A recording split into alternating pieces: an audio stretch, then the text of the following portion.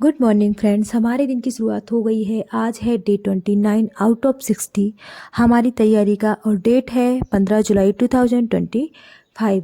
जैसा कि आप सभी को पता है, हम IBPS PO pre plus mains दोनों की तैयारी कर रहे हैं एक साथ, और उसी के कॉन्टेक्स्ट में मैं आपको मेरी डेली की जो टू डू लिस्ट होती है वो टाइम एंड टाइमर के साथ बताती हूँ और कोशिश करती हूँ कि आप मेरे साथ कनेक्ट कर पाएँ।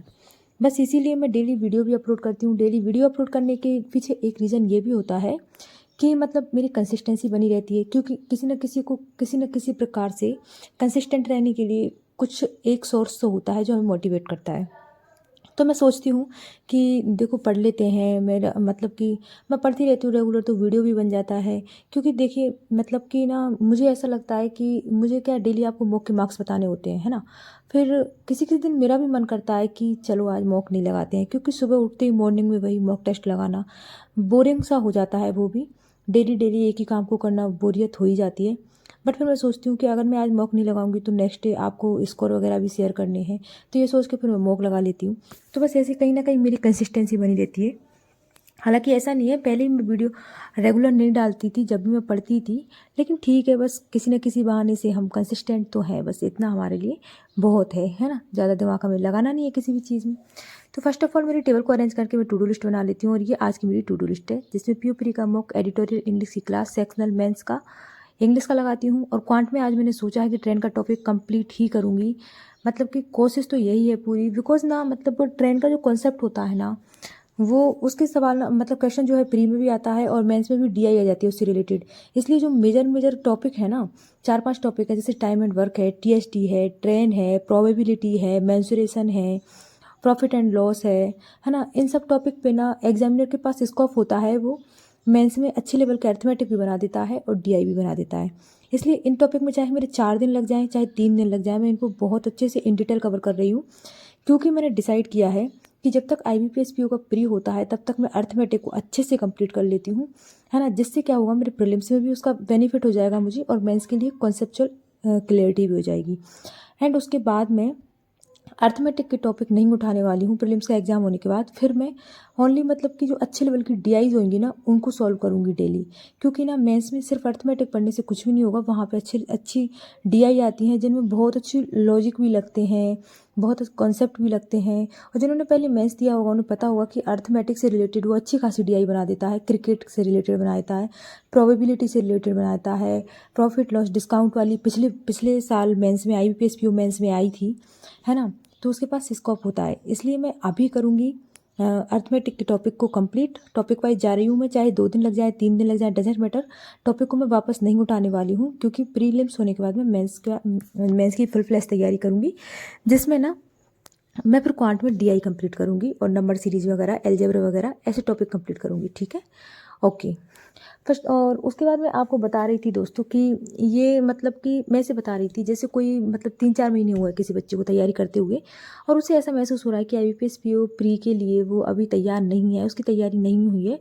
तो उसने अगर सोच रखा हो कि नेक्स्ट एग्ज़ाम देने हैं, या फिर अभी फ़िलहाल में ही ऐसे सोच के बैठे हों कि SBI क्लर्क का शायद एग्ज़ाम पहले हो जाएगा, तो ऐसे क्लर्क की तैयारी करेंगे, तो फिर भी हमारे माइंड सेट कहीं ना कहीं ऐसा रहता है कि यार बस कहीं से वैकेंसी आ जाए, नोटिफिकेशन आ जाए, उसके बाद एकदम बढ़िया से अपन तैयारी स्टार्ट करेंगे।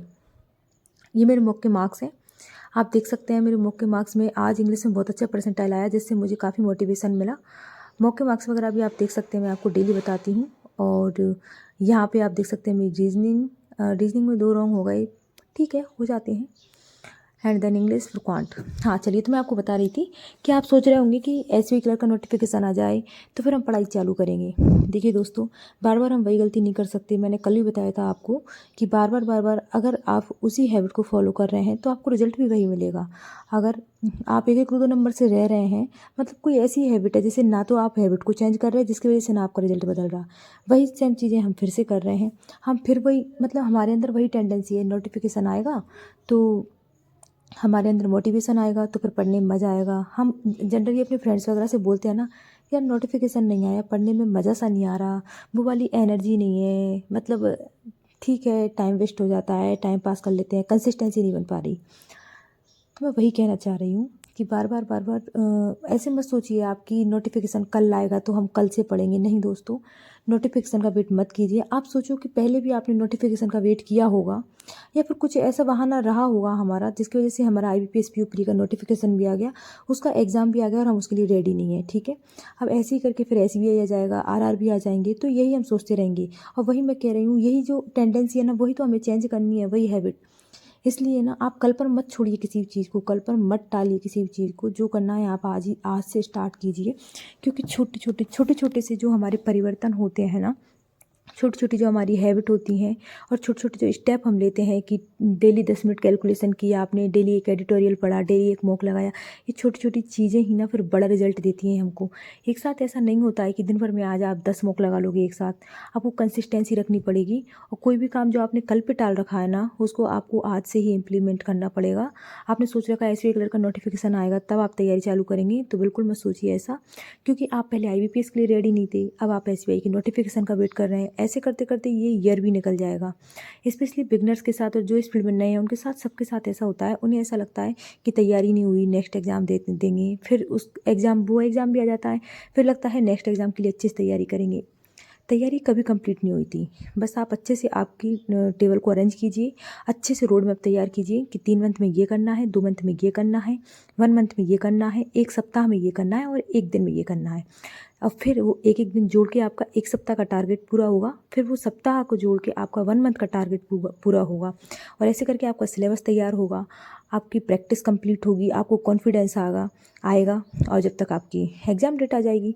और जब कॉन्फिडेंस आता है ना तैयारी करने के बाद, मतलब ऑटोमेटिक हमारे इंट्यूशन आने लग जाते हैं कि हाँ एग्ज़ाम में क्या ही आ जाएगा, प्री में क्या ही आ जाएगा, वही पजल आएंगी, वही अर्थमेटिक आएगा, वही स्पीड मैथ आएगा, वही नंबर सीरीज आएगी।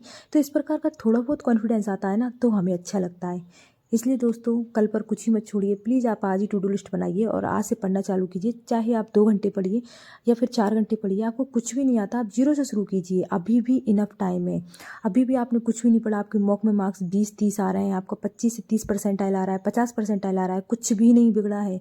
ये सोचते सोचते भी कुछ नहीं होने वाला है। इसलिए सोचिए मत, एक्शन में बदलिए उन चीज़ों को, है ना। एग्जीक्यूट कीजिए आपने जो प्लान बनाया है। हमारा प्लान हमेशा बेहतर होता है, क्योंकि हमें हमारी वीकनेस स्ट्रेंथ पता होती है, इसलिए उसी अकॉर्डिंग हम हमारा प्लान बनाते हैं।